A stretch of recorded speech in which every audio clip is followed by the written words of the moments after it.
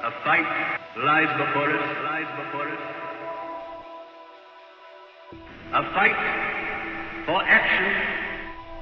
A fight for action. A fight against the forces of drift, of despair. A fight for action. A fight for action. A fight against the forces of drift, of despair.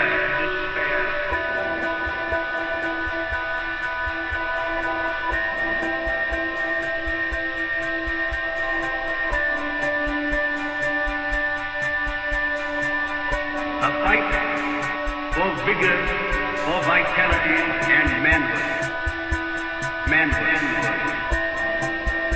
True democracy only begins when the will of the people is carried out.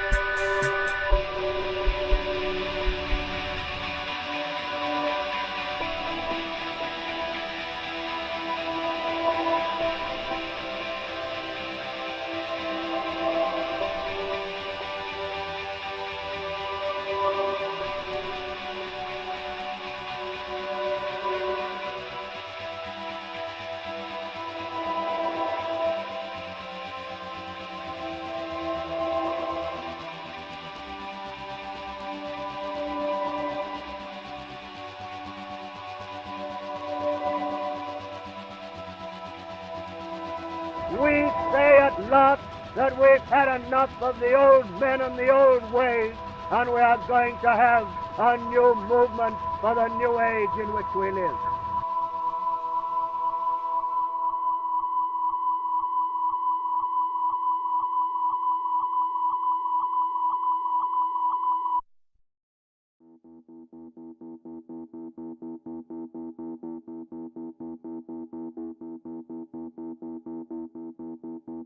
The worldwide fascist movement has made a new advance in Germany. They have reached power after polling over 17 million votes in a general election. And we believe that Britain, where our British Union of Fascists has already advanced at a record rate, will be the next country to give fascism a chance.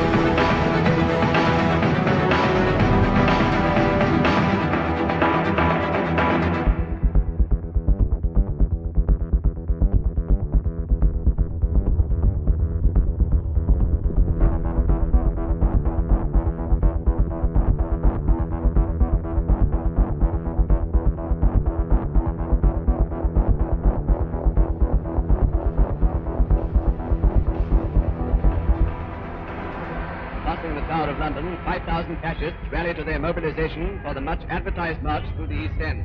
And Sir Oswald Mosley, black shirt leader, arrives at Royal Mid Street to inspect his followers. Communists, Labourites and Jews jam the fascist route, resisting the peaceful efforts of the outnumbered police to clear the way. 6,000 police are already concentrated in the area. Others are rushed to reinforcement. We were in a fight. I should not expel every man who was fighting with Jews in the street, particularly if they attacked us with razors and other weapons. We were in a fight. That's why we wore uniform, in order to deal with men like this who broke up our meetings by organized violence. And of course I would not expel black shirts who fought Jews in the street when they were attacked by Jews. What I would expel is a man who went around saying that we should deal with all Jews in a horrible fashion, ill-treat them or bully them. Not at all. We were fighting Jews for one reason, to stop a war with Germany. We were in a fight.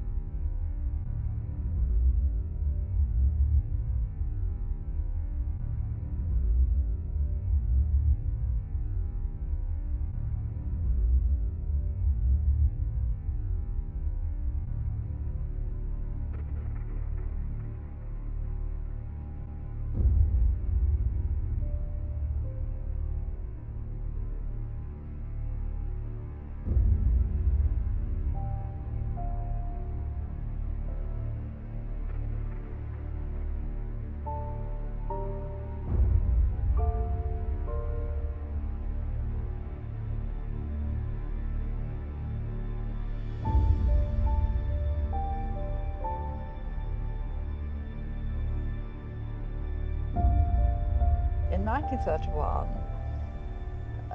the national government was formed, and it seemed to all of us, and I think looking back at now, it seems to most people, inadequate. And when I met Oswald Mosley, there was somebody who seemed to know the answer.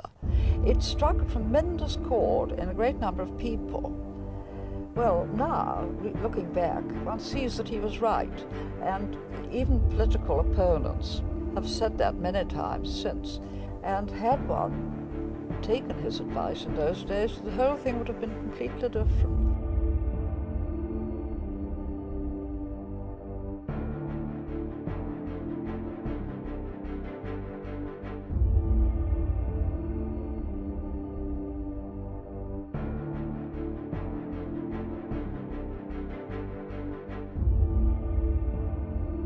Fascism in Great Britain has advanced more rapidly than any other country in the world.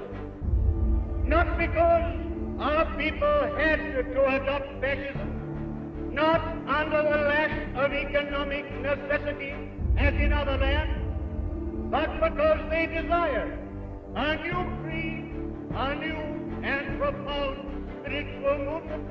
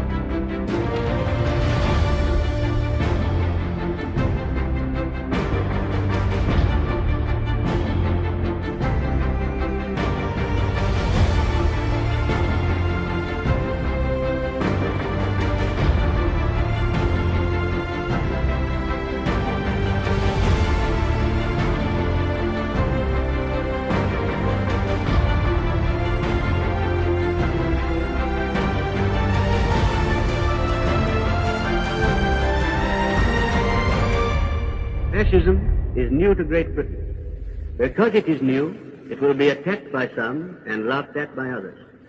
Fools always laugh at what they do not understand.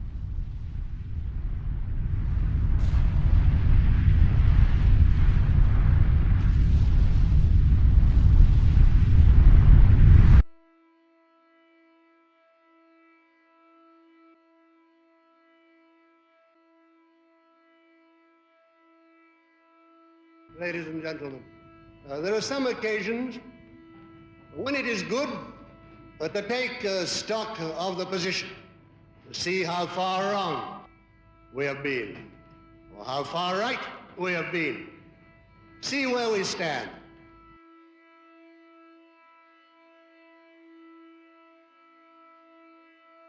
I claim that at present we are proved right in Europe, in Africa, and in the social policies which depended on our principles in those questions. And we have been right, not because we were guided by any peculiar vision or forethought. We have been guided above all by the principle, by a belief in the underlying unity of Europe.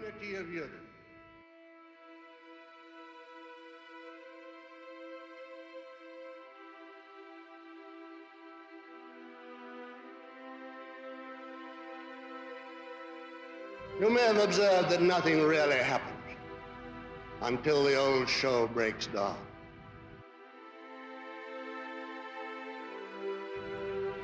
In Africa, another place in which our policies have been so completely and entirely justified, I won't say triumphantly, because that's not a word to use in a situation of tragedy, but have been completely justified. Nothing could be done. Nobody'd listen. Yards of nonsense were turned out until the plain truth was proved. This time, alas, very often in blood and in a horror. We stood throughout again in Africa the perfectly clear-cut principle for which we were tremendously abused with every sort of foolish and disgusting lie. It was said we wanted to persecute the blacks, that we were racialists who wanted to put our people on top of one another, of another people. All those disgusting and foolish lies were told about. We said, of course, as I always say, naturally we believe in our own race. Any man or woman worth anything believes in his own race as he believes in his own family. But because you believe in your own race or in your own family doesn't mean you want to injure other races or other families. How often have I said a father of a family should know that it's his first duty in nature to look after his own children? But that doesn't mean that he wants to hurt or to injure other children. On the contrary, you will do them any good turn that you can. And our attitude was always the same. Our first duty was to our own people, our British and European peoples. But also, in addition to that, of course, we would do what we could to help other people as well. And who doesn't want to feed the hungry? Of course we should feed the hungry and the suffering of the world. Let's talk less and let's get on with the doing of it. Let us use the European surplus for that purpose. And at the same time, we can keep a healthy agricultural population on our own land, in our own countries, we can feed the hungry of the world, and we can defeat the policies of communism. But we pointed out the lines of policy then being pursued were bound to end in disaster. They talked of what they called multiracialism, which was simply a universal mix-up. Take humanity, put it in a bag, shake it together, and heaven knows what would come out. They wanted to get rid of what existed, all the little gray people of the world who hate the beautiful diversity of human development. They always want to get rid of the natural, the noble, and the beautiful. They wanted to get rid of it. They wanted to make all nature as gray as themselves. It was their deep instinct. We were always opposed to that. We said, no, it won't work, and it's undesirable that it should work. We can live in peace and friendship side by side in separate nations and separate developments, but we cannot have the mix-up of peoples and races who are widely different and divergent. It will lead to nothing but trouble. It will lead to nothing but trouble. This policy of mixture, what does it really mean? It doesn't mean freedom. It doesn't mean brotherhood or any of the cant and humbug which is taught. That is just the mask for some of the vilest forces on earth to exploit the peoples in the future as they have done in the past. Every one of us in this hall was old enough to see before the war. Every one of you know what happened. How the financial forces in the 30s went into these backward countries, into India within the empire, into Hong Kong, into Japan, into China, and exploited these peoples to produce cheap, sweaty goods which ruined the great industries of Britain and of Europe, which put Lancashire out of business in the cotton trade, Yorkshire out of business in the woolen trade. And these poor devils of coolies were exploited for a wage of a few shillings a week. For what purpose? To enable the City of London and Wall Street, New York, to make fatter profits by sweating the them and helping us.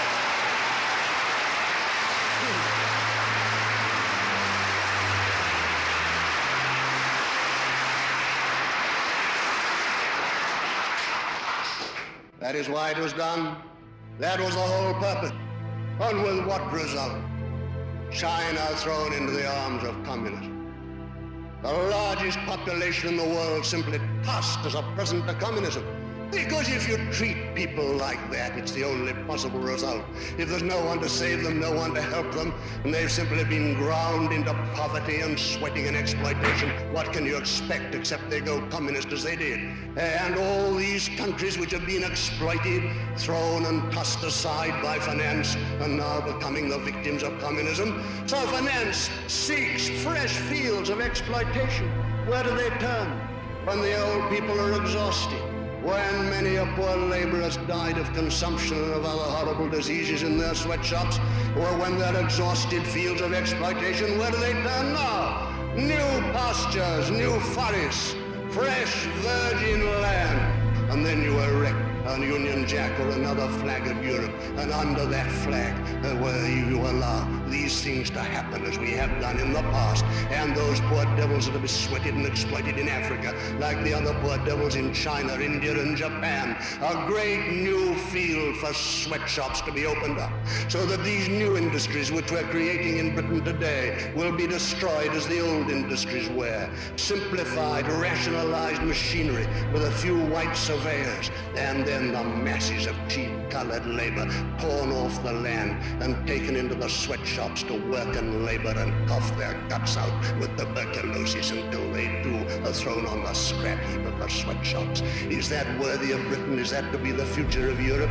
And is this competition to be organized within our European Brotherhood, bringing in these sweat fields in Africa into our Europe civilization so that the financial power in one European country can use it against the financial power in another? All the great financial central power of the world, now shifted from the City of London to Wall Street, New York, shall be able, on the mass of money, of wealth, and of power which it brings to it, again and again to exert its influence in politics, until, as you you see today, it is childish nonsense to say that a British government rules Britain. It's nothing to do with British government or the British people. The government of the world is the financial government, the power of money and of money alone.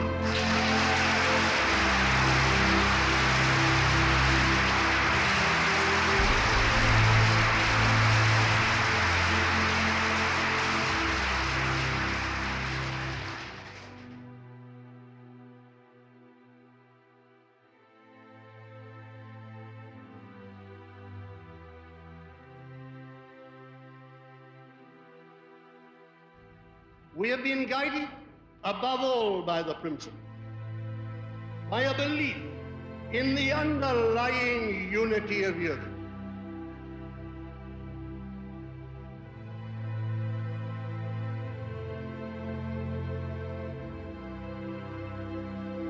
As ex-servicemen of the previous war, we did not believe in the division of Europe, in the massacre without good reason of yet another generation of young Europeans being thrown against each other to fight and destroy one another in unnecessary war.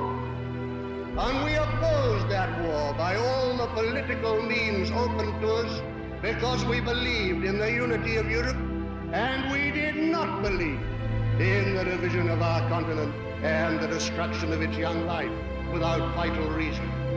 I have spoken before, and I shall not repeat myself tonight, spoken of what took me into politics first, the concept of the young airmen with whom I served in the First World War, the men who on each side knew each other and loved each other in friendly competition in the days of 1914, in the early days of European flying, and were then thrown in mortal combat against each other by old men who were far away from the scene of that combat and had divided Europe in a totally unnecessary quarrel.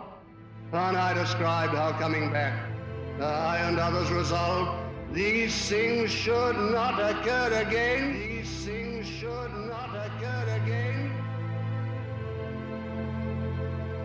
Anyhow, that belongs now to past history. We followed then the resolve that these European peoples should not be rent by fratricidal war, but should come together in a great union, which should make them the greatest and most beneficent power on earth. But how on earth can you begin to do that when you're a dozen little different warring countries all fighting each other? You must have a great community organized under one government with a definite economic leadership. Europe a nation, Europe a nation. Europe a nation meant quite simply Europe with its own government, a government which would fulfill all major purposes.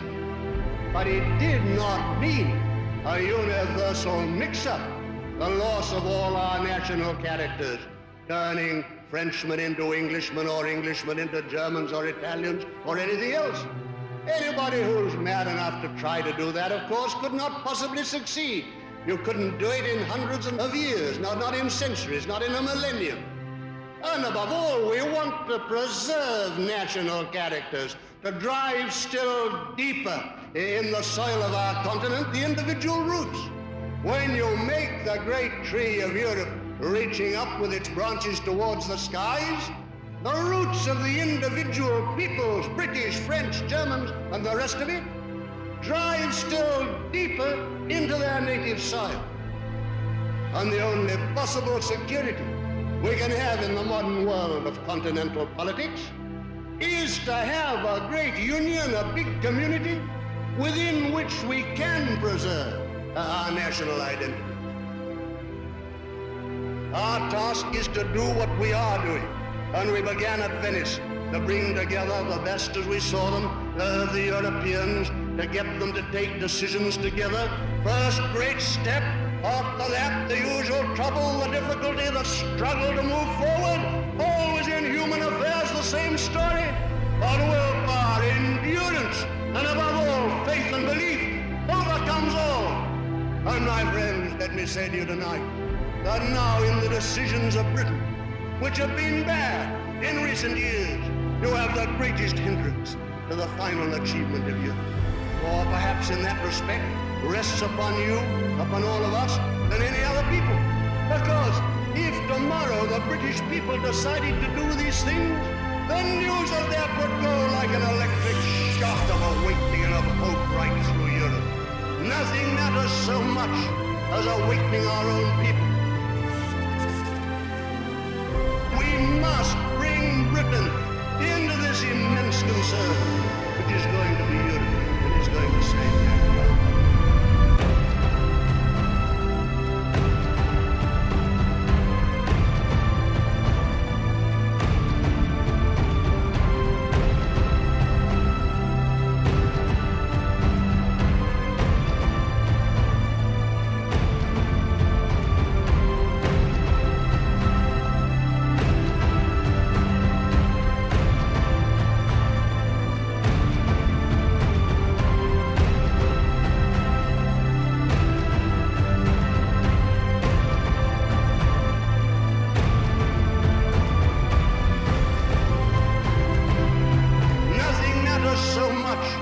Awakening our own people.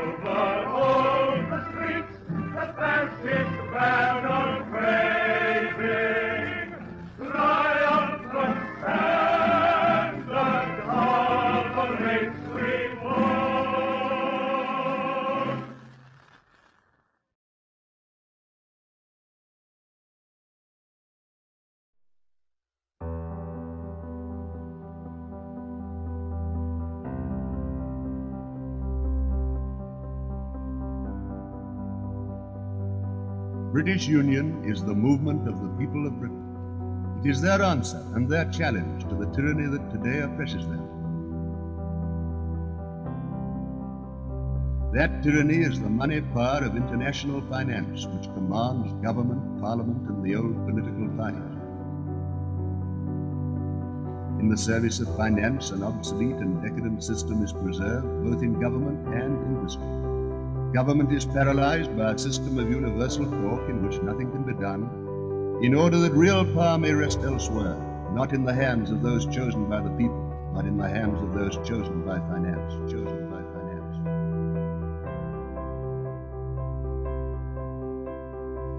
In face of these new conditions, how can any international system maintain the British standard of life, let alone increase it to the high level that modern science makes possible and that our great people deserve? For in this modern age, science gives to us British the power to use our own great heritage of British Empire to build the greatest civilization the world has ever seen. We have the finest workers and technicians. One thing alone we lack, a market to absorb the great wealth that modern industry can produce. That market is the purchasing power of the British people. They are robbed of the power to buy British goods because their wages are dragged down by cheap slave competition from abroad. They are subject to that competition because finance draws its usury from foreign investment in the shape of cheap foreign goods. We British are denied our heritage by the power of usury, by the power of usury.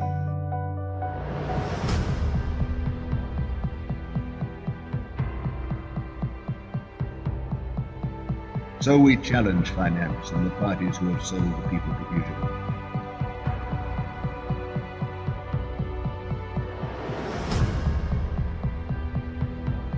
Carry out the people's will and to subordinate to the nation the vested interests who today exploit the people, we ask from the people power for the people's government. That power will be freely given by the vote of the people and can be removed by the vote of the people. But the government elected by the people must have power to act.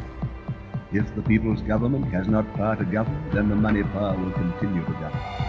That money power has divided the British people in order that it may rule them, We have been divided by the war of party, of class, and of faction. So the British, who for 1,000 years have never been conquered by the foe without, have been subdued by the foe within. Britons who should be brothers have fought each other, and alien finance has conquered. Therefore to our brother Britons we say, unite. Britain united is invincible and irresistible, and together we will build the mightiest civilization mankind has known. The mightiest civilization mankind has known.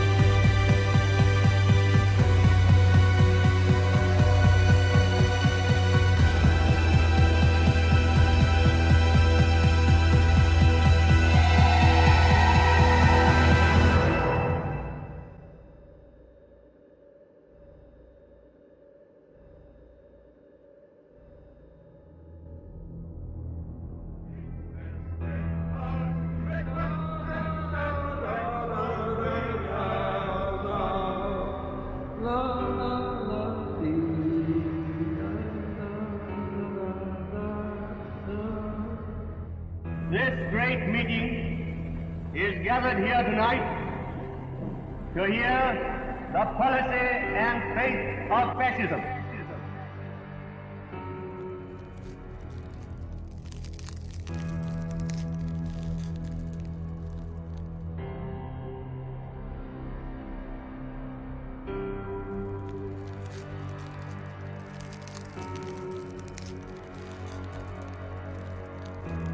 Fascism, above all, rests upon teamwork.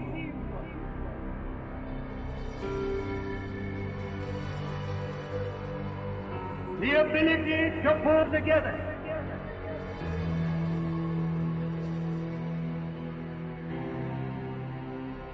The power to subordinate every interest of section or individual to the nation as a whole.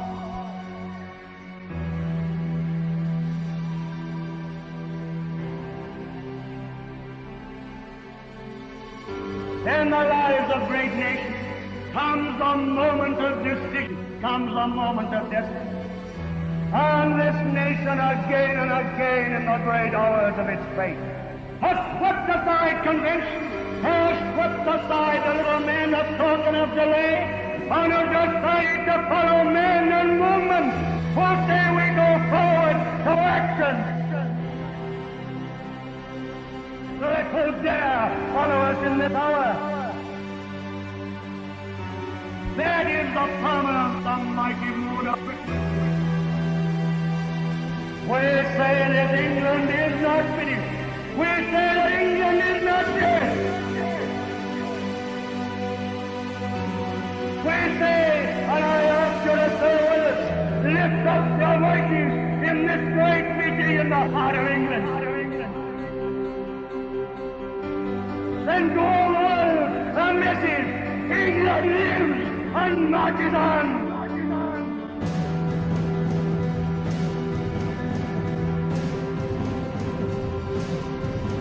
My friends, do live in that sense that you are European.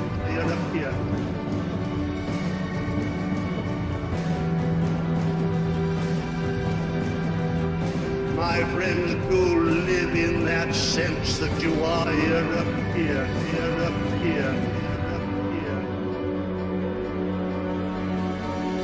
That you come from people who face tremendous odds again and again.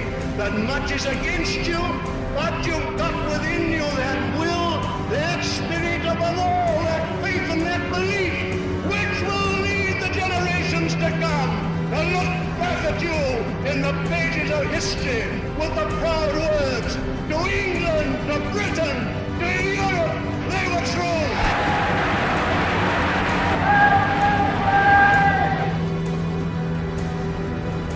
My friends,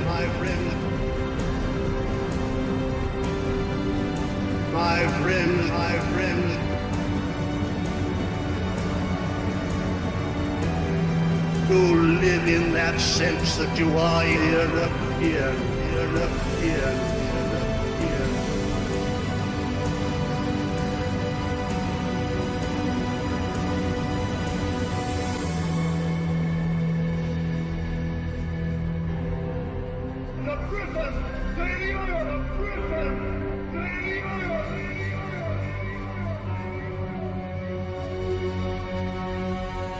And I claim that in the ranks of our black shirt legions march the mighty ghosts of England's past, and their strong arms around us, and their voices echo down the ages, saying onward.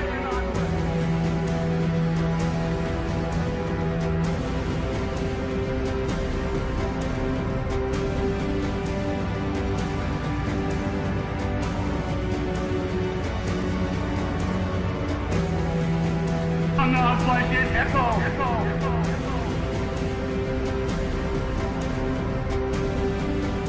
Down the ages,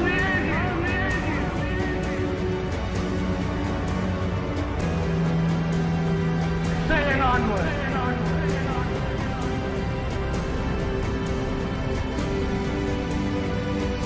I could not ask to live at any other moment of history than this.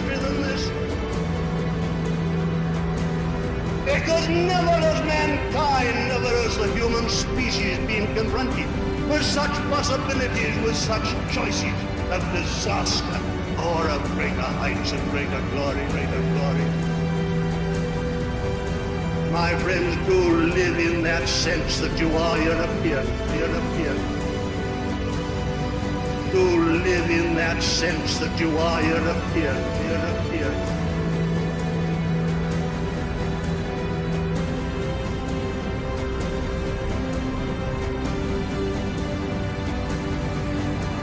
Do remember that always. Live in that sense, I beg of you, of history and of destiny, destiny.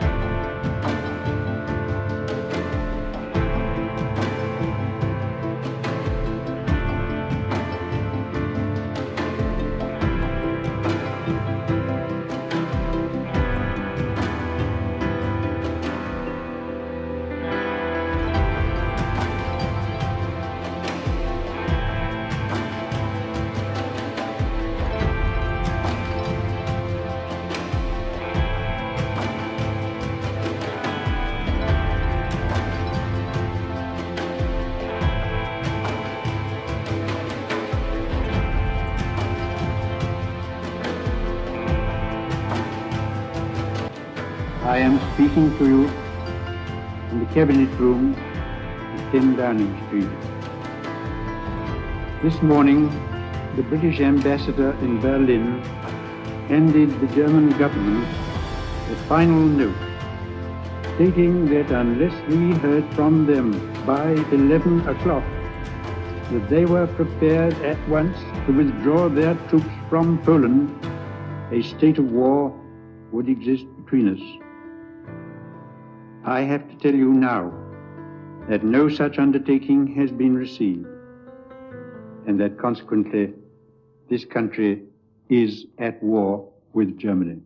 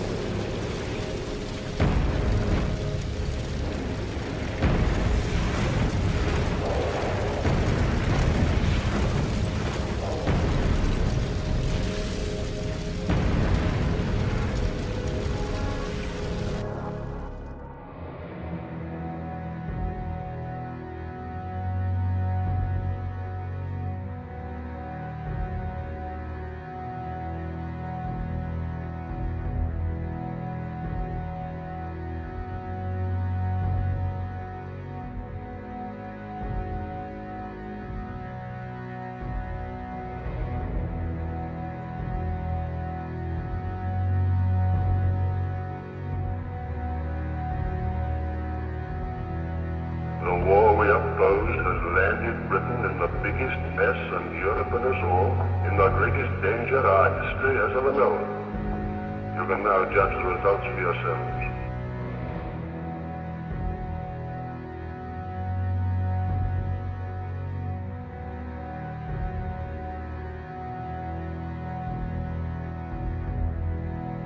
I ask you whether we were wrong after all to have opposed that war. My friends, there is nothing in my life of which I am so proud as having suffered at that time for a great belief. And you may yet be glad that there are some Englishmen who are known throughout the world to have on their hands no blood from the Brothers' War.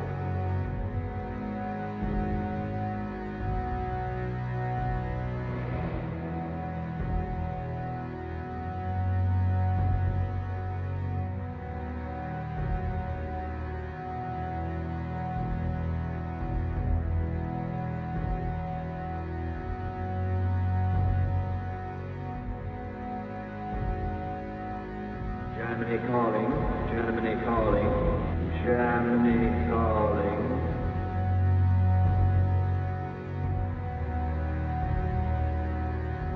The financiers, the vested interests, and the old parties who serve them hate our movement and use their money power to destroy us. They control, directly or indirectly, the press, the cinema, and the radio. Now, what is their case against us? And what is the truth? They attack us for our policy in the last war, when they imprisoned us without trial in order to stop our mouths. They have never been able even to suggest that we did anything against our country.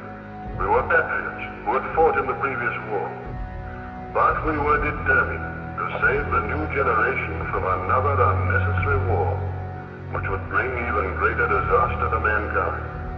They imprisoned us because they feared we would persuade the people to make peace. But were we not right? Are we not now proved to have been right? What good has that war done to anyone?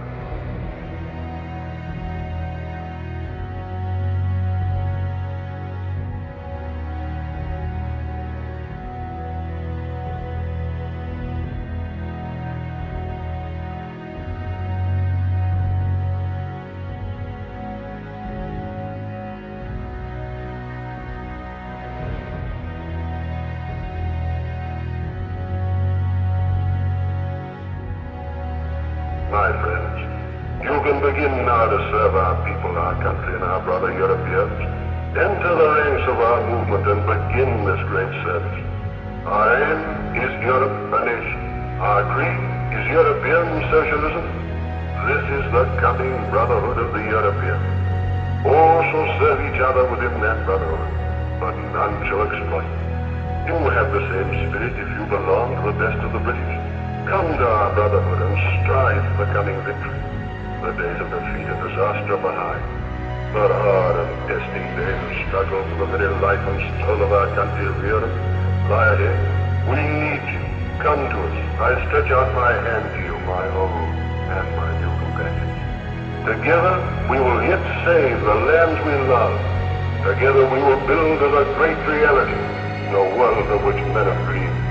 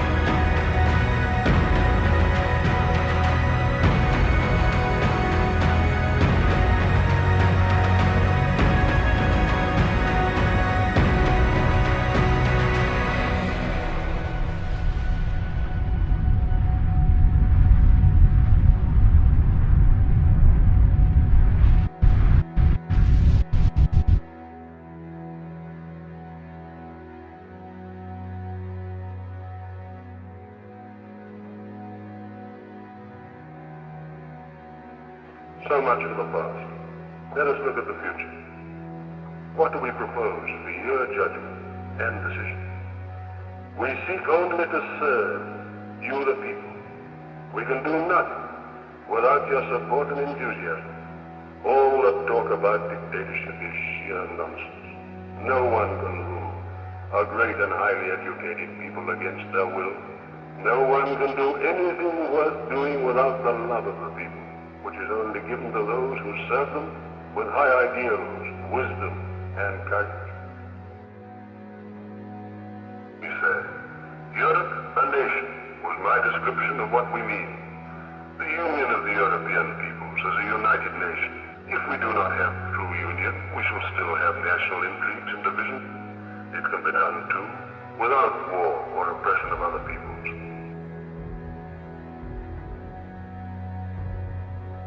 In our strength, we shall not attack or oppress other people.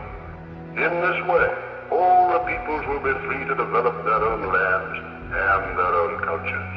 We shall help each other. We will therefore be friends with all, but live only in our own family, and that family is Europe.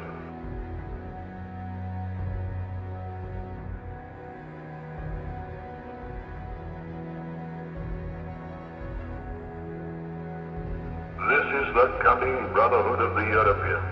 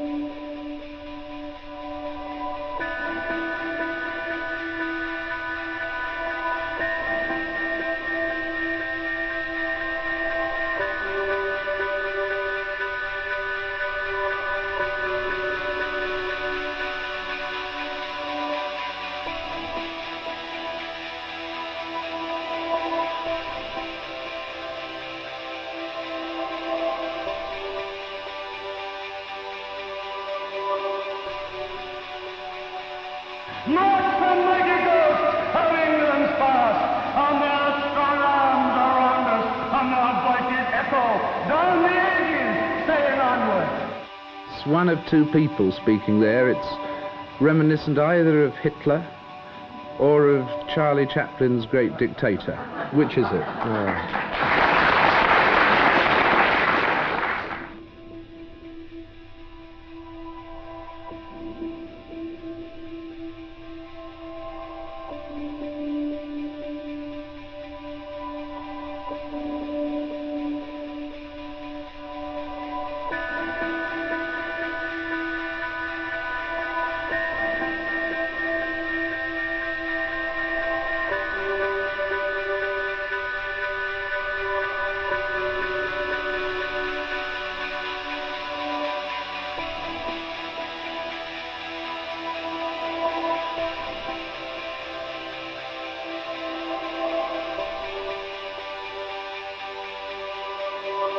Sir Oswald walks to a truck to begin his talk, and the sky falls in. The bobbies have their hands full rescuing the man who tried to make the black shirts popular in England.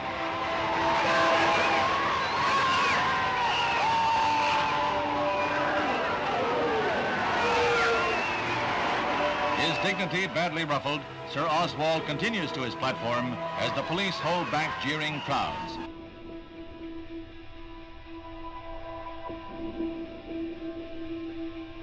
What's all that business? Well, don't you know what that is? Don't you know what that is? Don't you know what that is? That is a salute 2,000 years before Hitler was born. All the movements of Renaissance in Europe adopted the European salute. And because we were fighting against people who gave the clenched fist salute. It was an onset of that, the onset of the Communist International, the results of which you've seen recently in the support of the old parties, and that's what we were fighting, and giving the salute of European manhood, and I'm proud of it.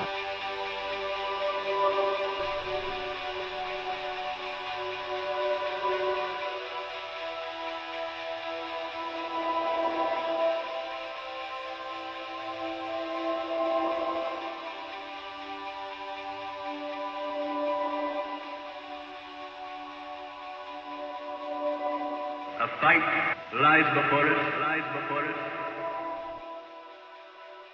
A fight for action.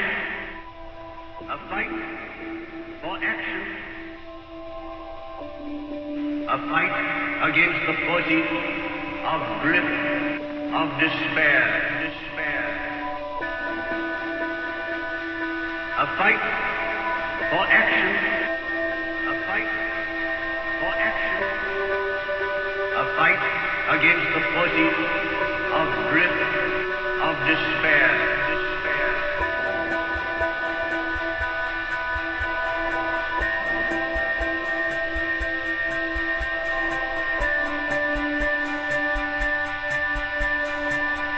A fight for vigor, for vitality and manhood. Manhood. True democracy only begins when the will of the people is carried out.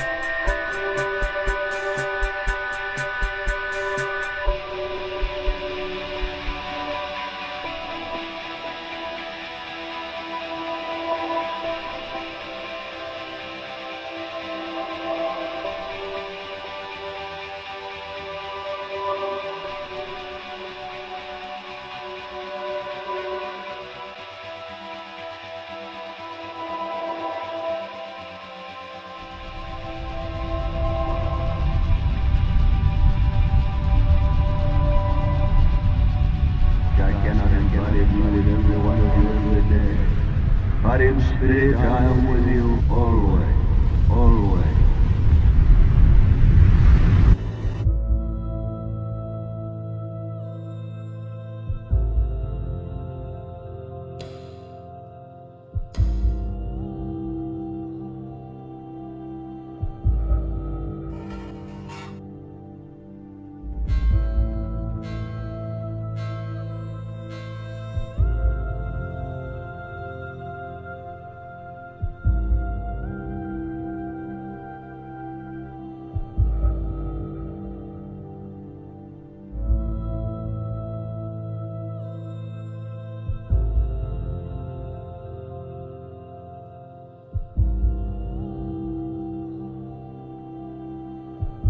My comrades, in struggle. Our fight is for the soul of Britain, soul of Britain. In our movement, that great character of the British has been reborn, and for that reason we carry within us the destiny of Britain. We care not whether we win tomorrow morning or at the end of a lifetime of labor and of struggle. All we care is that win we will, because Britain demands it, and no power on earth can hold down the will within us.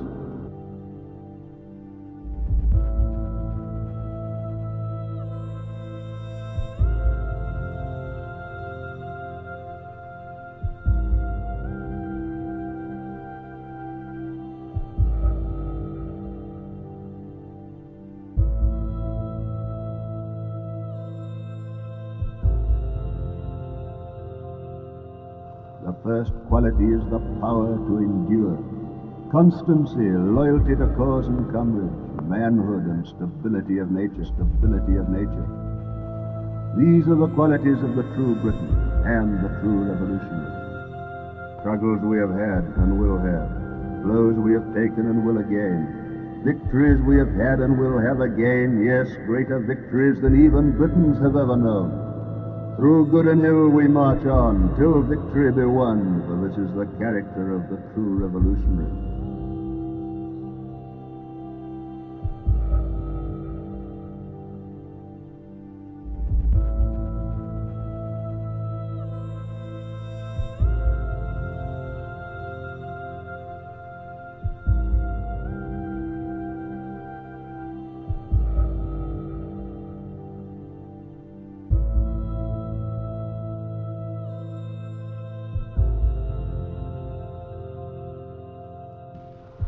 Together in Britain, we have lit a flame that the ages shall not extinguish.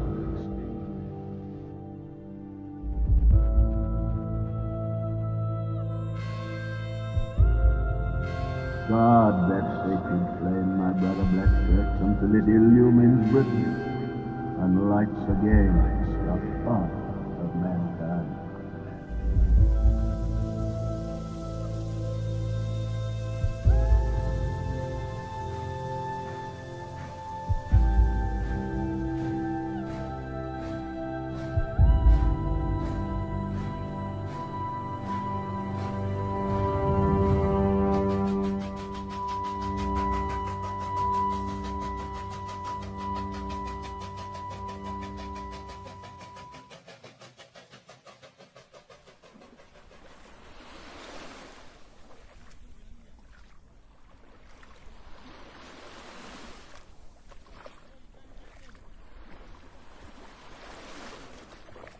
We have believed in ourselves as Englishmen and Europeans.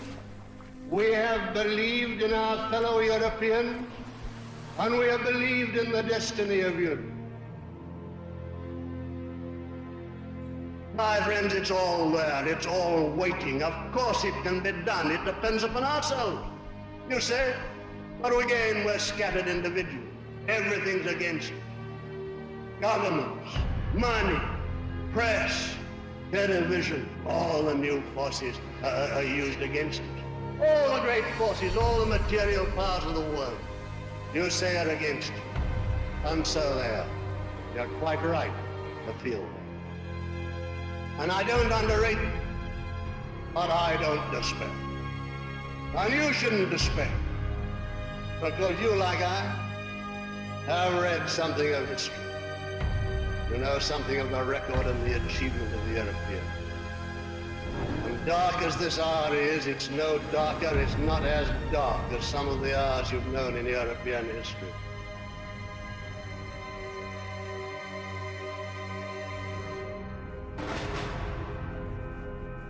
When everything was cowardice, treachery, and betrayal.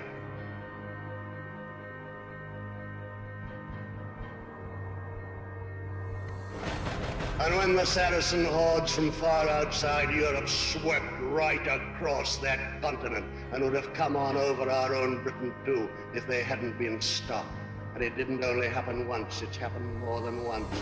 Small bands of men came together in resolution, in absolute determination, giving themselves completely and saying Europe shall live. And stood firm and faced the menace to Europe, its values, its civilizations, the glory of its achievement, all those things in mortal danger.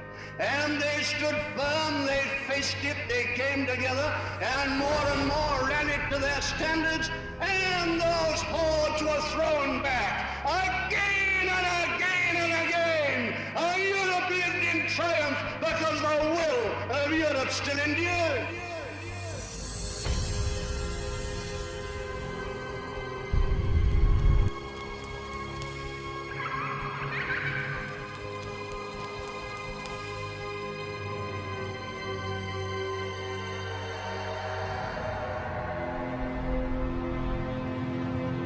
Other forces against us. Not those particular forces, but the power of money, the power of press. All those things are against us.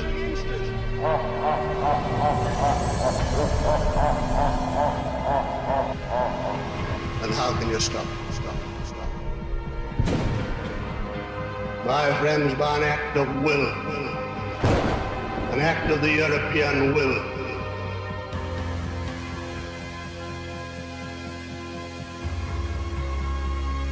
My friends, nothing has ever been done yet in this world except by the collective action of individuals coming together in faith and belief, in will and resolution, and then making their collective action, building parties and popular movements to do it.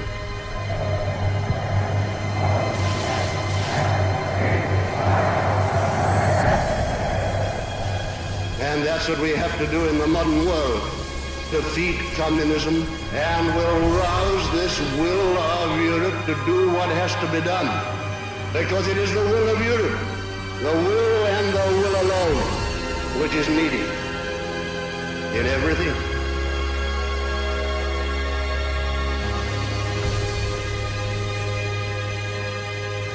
If the European peoples decided tomorrow to do it, they could come together, make an European government.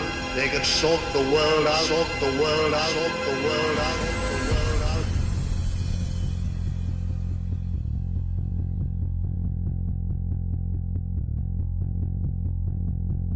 What can you do, we said? Come together, get going, get working. Inspire other people like yourself, like yourself, like yourself.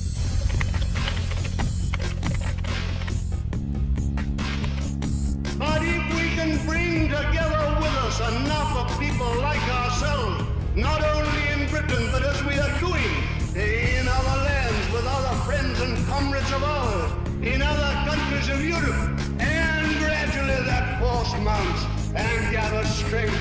My friends, today, just as much as in the past, we can meet the dark forces which in another way threaten our European life with eternal night. We can rally those forces, and in the end, we can prevail and we can triumph.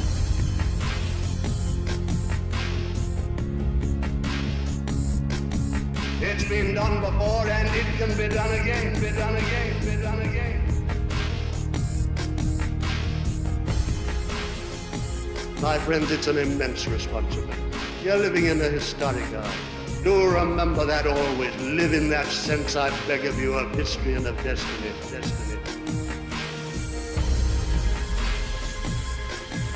Live in that sense, I beg of you, of history and of destiny. Destiny. Do live in that sense that you are European. Come together, get going, get working. Inspire other people like yourself, like yourself, like yourself, like yourself, like yourself. Inspire other people like yourself.